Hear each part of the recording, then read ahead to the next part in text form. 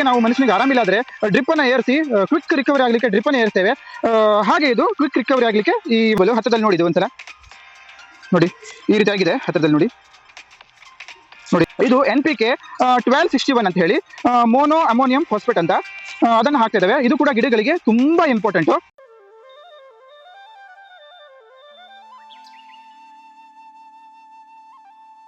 ನೋಡಿ ವೀಕ್ಷಕರೇ, ಇವು ಏನು ವಾಟರ್ ಸಾಲ್ಯುಬಲ್ ಗೊಬ್ಬರಗಳು. ವಾಟರ್ ಸಾಲ್ಯುಬಲ್ ಅಂತ ಹೇಳಿದ್ರೆ ನೀರಿನಲ್ಲಿ ಕರಗಿಸಿ ಗಿಡಗಳಿಗೆ ಕೊಡುವಂತ ಗೊಬ್ಬರಗಳಿದು. ಸೊ ಇವಾಗ ನಾವು ನಮ್ಮ ಅನಾನಸ್ ತೋಟಕ್ಕೆ ಈ ಗೊಬ್ಬರಗಳನ್ನು ಕೊಡ್ತಾ ಇದ್ದೇವೆ.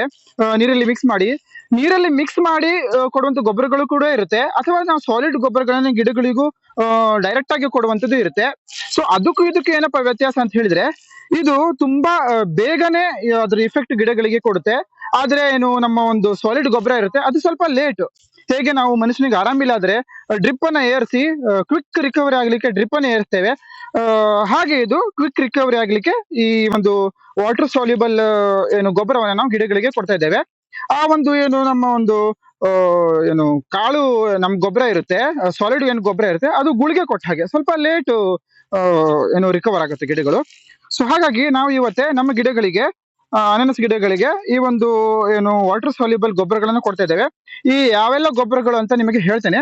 ಅದಕ್ಕಿಂತ ಮುಂಚೆ ವೀಕ್ಷಕರೇ, ನಿಮಗೆಲ್ಲರಿಗೂ ಮತ್ತೊಮ್ಮೆ ಸ್ವಾಗತ ಕೃಷಿ ಕಲ್ಯಾಣ ರೈತರ ಏಳಿಗೆ ನಮ್ಮ ಗುರಿ ವಾಹಿನಿಯ ಇನ್ನೊಂದು ಸಂಚಿಕೆಗೆ. ಬೇರೆ ಬೇರೆ ಒಂದು ಬೆಳೆಗಾರರು ಬೇರೆ ಬೇರೆ ರೀತಿಯಲ್ಲಿ ಅವರ ಒಂದು ಕೃಷಿಯನ್ನು ಮಾಡ್ತಾರೆ, ಬೇರೆ ಬೇರೆ ಪದ್ಧತಿಯಲ್ಲಿ ಕೃಷಿಯನ್ನು ಅನುಸರಿಸಿಕೊಂಡು ಹೋಗ್ತಾರೆ. ನಾವು ನಮ್ಮ ಪದ್ಧತಿಯಲ್ಲಿ ಯಾವೆಲ್ಲ ರೀತಿಯಾಗಿ ಕೃಷಿಯನ್ನು ಮಾಡ್ತಾ ಇದ್ದೇವೆ, ಯಾವೆಲ್ಲ ಔಷಧಿಗಳನ್ನು ಯಾವ ಕಾಲಕ್ಕೆ ಕೊಡ್ತೇವೆ ಅನ್ನೋದನ್ನ ಇವತ್ತು ನಿಮಗೆ ಹೇಳ್ತೇನೆ. ನೋಡಿ ವೀಕ್ಷಕರೇ, ನಾವು ಫಸ್ಟಿಗೆ ಏನು ಅನಾನಸ್ ನಾಟಿ ಮಾಡಿದ ನಂತರ ತಕ್ಷಣ ಅದಕ್ಕೆ ನೀರನ್ನ ಕೊಟ್ಟಿದ್ವಿ, ನಾವು ನೀರಾವರಿನ ಕೊಟ್ವಿ. ಅದ್ರ ನಂತರ ನೀರಾವರಿ ಕೊಟ್ಟಿದ್ದ ಒಂದು ತಿಂಗಳೊಳಗೆ ತುಂಬಾ ಕಳೆ ಎಲ್ಲಿಗೆ ಸ್ಟಾರ್ಟ್ ಆಯ್ತು. ಸೊ ಆವಾಗ ನಾವು ಕಳೆನಾಶಕವನ್ನು ಹೊಡೆದು ಕಳೆಯನ್ನ ಕಂಟ್ರೋಲ್ ಮಾಡಿದ್ವಿ. ಅದ್ರ ನಂತರ ಸ್ವಲ್ಪ ಬೇರ್ ಕೊಡ್ಲಿಕ್ಕೆ ಸ್ಟಾರ್ಟ್ ಆಯ್ತು. ಬೇರ್ ಕೊಡ್ಲಿಕ್ಕೆ ಸ್ಟಾರ್ಟ್ ಆದ ನಂತರ ನಾವು ಅದಕ್ಕೆ ಹ್ಯೂಮಿಕ್ ಆಸಿಡ್ ಅನ್ನ ಹಾಗೆ ಕೂಡ ಕ್ಲೋರೋಫೆರಫಾಸ್ ಅನ್ನ ಅದಕ್ಕೆ ಗಿಡಗಳಿಗೆ ಕೊಟ್ವಿ. ಅದರಂತ ಮತ್ತು ಚೆನ್ನಾಗಿ ಬೇರ್ಗಳನ್ನ ಕೊಡ್ತು. ಸೊ ಹಾಗೆ ನಾವು ಏನು ನಾಟಿಯನ್ನು ಮಾಡಿ ಇವಾಗ 2 ತಿಂಗಳಾಗಿದೆ. 2 ತಿಂಗಳಲ್ಲಿ ನಾವು ಫಸ್ಟ್ ಗೊಬ್ಬರವನ್ನು ಕೊಡ್ತಾ ಇದ್ದೇವೆ, ವಾಟರ್ ಸಾಲ್ಯುಬಲ್ ಗೊಬ್ಬರನ ಕೊಡ್ತಾ ಇದ್ದೇವೆ. ನೋಡಿ, ವಾಟರ್ ಸಾಲ್ಯುಬಲ್ ಗೊಬ್ಬರದಲ್ಲಿ ನಾವು ಏನೆಲ್ಲ ಒಂದು ಔಷಧಿನ ಏನೆಲ್ಲ ಗೊಬ್ಬರವನ್ನು ಮಿಕ್ಸ್ ಮಾಡ್ತಿದ್ದೇವೆ ಅಂತ ಹೇಳ್ತೇನೆ. ಇದು ನಮ್ದು ಜಿಂಕ್ ಮತ್ತೆ ಸಲ್ಫರ್ ಮಿಕ್ಸ್ ಇದೆ ಇದರಲ್ಲಿ. ಅದು ಗಿಡಗಳಿಗೆ ತುಂಬಾ ಇಂಪಾರ್ಟೆಂಟ್, ನಮ್ಮ ಪೈನಾಪಲ್ ಗಿಡಗಳಿಗೆ ತುಂಬಾ ಇಂಪಾರ್ಟೆಂಟ್. ಇದನ್ನ ನಾವು 200 ಲೀಟರ್ ಬ್ಯಾರೆಲ್ನ ಒಂದು ಬ್ಯಾರೆಲ್ಗೆ ಇದನ್ನ ಅರ್ಧ ಕೆಜಿ ಹಾಕ್ತಾ ಇದ್ದೇವೆ. ಸೊ ಅದ್ರ ನಂತರ ಇದು NPK 1261 ಅಂತ ಹೇಳಿ ಮೋನೋ ಅಮೋನಿಯಂ ಫಾಸ್ಫೇಟ್ ಅಂತ ಅದನ್ನ ಹಾಕ್ತಾ ಇದ್ದೇವೆ. ಇದು ಕೂಡ ಗಿಡಗಳಿಗೆ ತುಂಬಾ ಇಂಪಾರ್ಟೆಂಟ್. 1261 ಇದು. ಇದು 200 ಲೀಟರ್ನ ಒಂದು ಬ್ಯಾರೆಲ್ಗೆ ಎಷ್ಟು 1 ಕೆಜಿ ಅಷ್ಟು ಹಾಕುವಂಥದ್ದು. ಸೊ ಅದ್ರ ನಂತರ ಇದು ಏನು NPK 19 ಇದು ಕೂಡ ಗಿಡಗಳಿಗೆ ತುಂಬಾ ಇಂಪಾರ್ಟೆಂಟ್. ಇದನ್ನ 200 ಲೀಟರ್ನ ಒಂದು ಬ್ಯಾರೆಲ್ಗೆ 2 ಕೆಜಿ ಅಷ್ಟು ಹಾಕುವಂಥದ್ದು.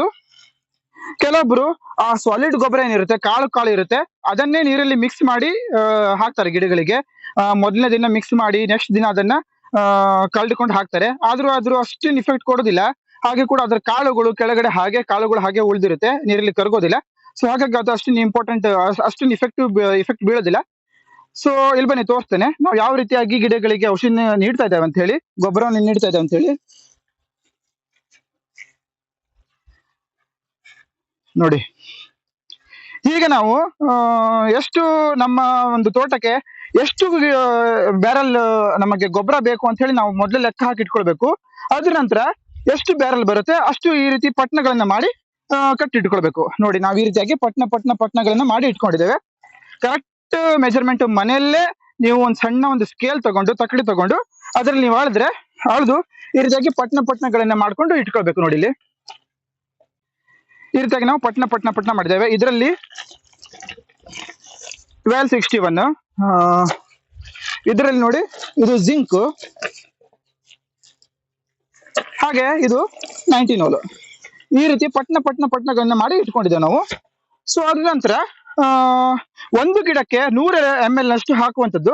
ಸೊ ಹಾಗೆ ನಿಮ್ಮ ಓಳಿಯಲ್ಲಿ ಎಷ್ಟು ಗಿಡಗಳಿದಾವೆ, ಹಾಗೆ ಕೂಡ ಒಂದೊಂದು ಗಿಡಕ್ಕೆ 100 ml ಅಂದ್ರೆ ಒಂದು ಓಳಿಗೆ ನಿಮಗೆ ಎಷ್ಟು ಇದು ಗೊಬ್ಬರ ಬೇಕಾಗುತ್ತೆ. ಸೊ ಹಾಗೆ ನೀವು ಎಷ್ಟು ಓಳಿಗಳನ್ನ ಒಂದು ಬ್ಯಾರಲ್ಲಿ ಹೊಡಿ ಬಂತ ಲೆಕ್ಕ ಹಾಕಿ ಅಷ್ಟು ಓಳಿ ದೂರದಲ್ಲಿ ಒಂದೊಂದು ಬ್ಯಾರಲ್ನ ನೀವು ಇಡ್ತಾ ಹೋಗ್ಬೇಕು. ಈ ರೀತಿಯಾಗಿ ಬ್ಯಾರಲ್ನ ತುಂಬಿ ನೋಡಿ, ಇಲ್ಲೊಂದು ಬ್ಯಾರಲ್ ತುಂಬಿದೆ ನಾವು, ಅಲ್ಲೊಂದು ಬ್ಯಾರಲ್ ತುಂಬಿದೆ, ಅಲ್ಲಿ ಕೆಳಗಡೆ ಒಂದು ಬ್ಯಾರಲ್ ತುಂಬಿದ್ದೇವೆ. ಸೊ ಹಾಗೆ ಏನು ಒಂದೊಂದೇ ಬ್ಯಾರಲಲ್ಲಿ ಆ 3 ಔಷಧಿಗಳನ್ನ ಹಾಕಿ ಮಿಕ್ಸ್ ಮಾಡಿ ಕಳೆದುಕೊಂಡು ಸ್ವಲ್ಪ ಇಲ್ಲಿ ಬನ್ನಿ ತೋರಿಸ್ತೇನೆ ನಿಮಗೆ.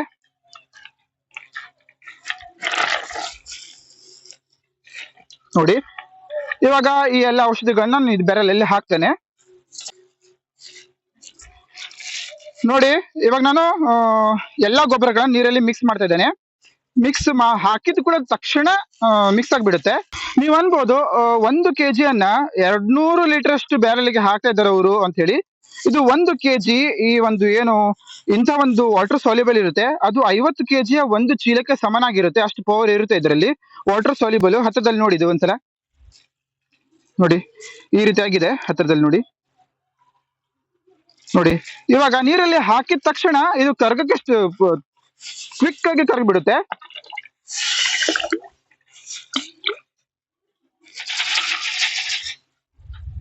ನೆಕ್ಸ್ಟ್ ನಾನು 19 ಅನ್ನ ಹಾಕ್ತಾ ಇದ್ದೇನೆ, NPK 19.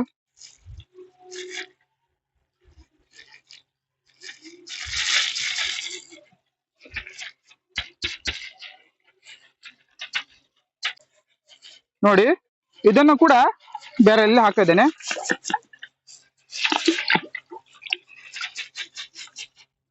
ಇವಾಗ ಲಾಸ್ಟ್ ಜಿಂಕ್ ಅನ್ನು ಹಾಕ್ತಿದ್ದೇನೆ ನಾನು.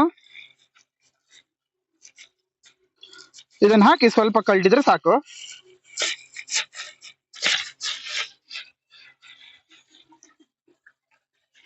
ಮೊದ್ಲೆಲ್ಲ ಜನರು ಆಳುಗಳಿಗೆ ಹಚ್ಚಿ ಲೋಟದಲ್ಲಿ ಒಂದು 100 ml ಒಂದೊಂದು ಲೋಟ ಮಾಡ್ಕೊಂಡು ಹಾಕ್ತಿದ್ರು. ಈಗ ಮಷಿನ್ಗಳು ಬಂದಿದ್ದಾವೆ, ಕೆಲಸ ಬೇಗ ಆಗುತ್ತೆ. ಮಷಿನ್ಗಳು ಯೂಸ್ ಮಾಡೋದ್ರಿಂದ ಕೆಲಸ ತುಂಬಾ ಬೇಗ ಆಗುತ್ತೆ. ಈ ರೀತಿಯಾಗಿ ಸ್ವಲ್ಪ ಕಳ್ಕೊಂಡ್ರೆ ಸಾಕಾಗ್ಬಿಡುತ್ತೆ.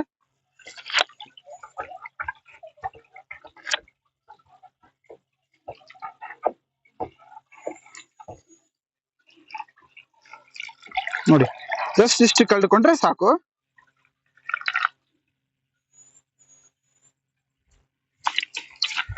ನೀವು ಏನು ಕವರ್ಗಳನ್ನ ಯೂಸ್ ಮಾಡಿ ಇಡ್ತೀರಾ ಗೊಬ್ಬರಗಳನ್ನ ಪಟ್ನ ಮಾಡ್ಲಿಕ್ಕೆ, ಆ ಕವರ್ಗಳನ್ನ ಅಲ್ಲಿ ಬಿಸಾಕ್ಬೇಡ್ರಿ, ಯಾಕಂದ್ರೆ ಮಣ್ಣಲ್ಲಿ ಇದಾಗೋದಿಲ್ಲ. ಸೊ ಎಲ್ಲ ಕವರ್ಗಳನ್ನ ಮಿಕ್ಸ್ ಒಟ್ಟು ಮಾಡಿ ನಂತರ ನೀವು ಬೇರೆ ಕಡೆ ಸುಟ್ಟು ಹಾಕೋದು. ನೋಡಿ, ಇವಾಗ ನಮ್ದು ಪಂಪ್ ತೋರಿಸ್ತೇನೆ ನಿಮಗೆ ಯಾವ ರೀತಿಯಾಗಿ ನಾವು ಹೊಡಿತಿದ್ದೇವೆ ಅಂತ ಹೇಳಿ. ನೋಡಿ ವೀಕ್ಷಕರೇ, ನಮ್ಮ ಪಂಪ್ ಇಲ್ಲಿದೆ. ಈ ಪಂಪಲ್ಲಿ ನಾವು ಔಷಧಿಯನ್ನು ಕೊಡುವಂಥದ್ದು. ನೋಡಿ, ಈ ರೀತಿಯಾಗಿ ಗೊಬ್ಬರವನ್ನು ಕೊಡ್ತೇವೆ. ಇದರಲ್ಲಿ ನಾವು ಕಳೆನಾಶಕವನ್ನು ಕೊಡ್ತೇವೆ, ಕೀಟನಾಶಕ ಕೂಡ ಇದರಲ್ಲೇ ಕೊಡ್ಬೋದು, ಇದು ಗೊಬ್ಬರವನ್ನು ಇದರಲ್ಲೇ ಕೊಡ್ಬೋದು. ಇದಾಗಿದೆ ಒಂದು 10-15 ದಿನದಲ್ಲಿ ನಾವು ಸಾಲಿಡ್ ಗೊಬ್ಬರವನ್ನು ಕೊಡ್ತೇವೆ ಇದಕ್ಕೆ. ಅದನ್ನು ಕೂಡ ತೋರಿಸ್ತೀನಿ ಯಾವೆಲ್ಲ ಸಾಲಿಡ್ ಗೊಬ್ಬರ ನಾವು ಕೊಡ್ತೇವೆ ಅಂತೇಳಿ. ಸ್ಟಾರ್ಟ್ ಮಾಡಲಿ ನೀವಣ್ಣ, ಅಲ್ಲಿ ಹೋಗಿ ಪೆಟ್ರೋಲ್ ಅಲ್ಲೇ ಇರಲಿ.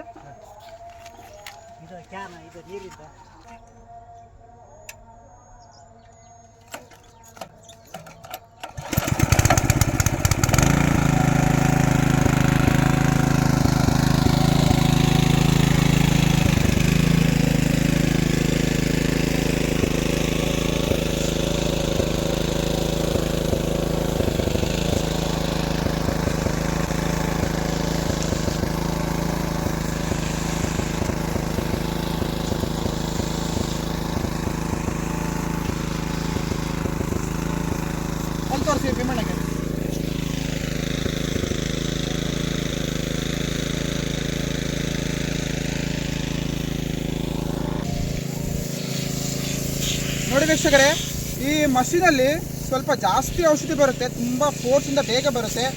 ನಮಗೆ ಅನಿಸ್ಬೋದು ಇದು ಸ್ವಲ್ಪ ಅಷ್ಟು ಹಿಡಿತಿದ್ದಾರೆ, ಸ್ವಲ್ಪ ಟೈಮ್ ಅಷ್ಟು ಹಿಡಿತಿದ್ದಾರೆ ಅಂತ ಅನಿಸ್ಬೋದು. ಆದರೆ ಅದರಲ್ಲಿ ಸಿಕ್ಕಾಪಟ್ಟೆ ಸ್ಪೀಡಲ್ಲಿ ಬರೋದ್ರಿಂದ ತುಂಬ ದೊಡ್ಡ ಕ್ವಾಂಟಿಟಿ ಬರುತ್ತೆ. ಒಂದು 2ರಿಂದ 3 ಸೆಕೆಂಡ್ ಅಷ್ಟೇ ಒಂದು ಗಿಡಕ್ಕೆ ಹಿಡಿಬೇಕು ನೀವು. 2ರಿಂದ 3 ಸೆಕೆಂಡಲ್ಲಿ 100 ml ಅಷ್ಟು ಔಷಧಿ ಅದು ಸ್ಪ್ರೇ ಮಾಡುತ್ತೆ.